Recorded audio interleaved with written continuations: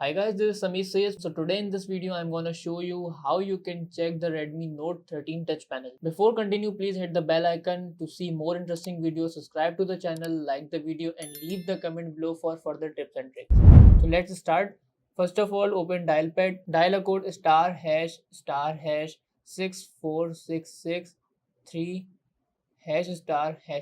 Then a window appear where we have plenty of options and we also test many other hardware of the phone like mic, sensor, camera, speaker, Bluetooth, front camera and battery capacity and so on. Because we are only talking about touch panel testing, so just click on touch panel edge.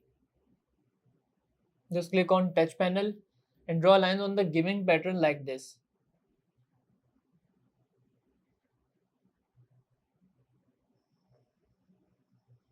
Just draw a line pattern to pattern.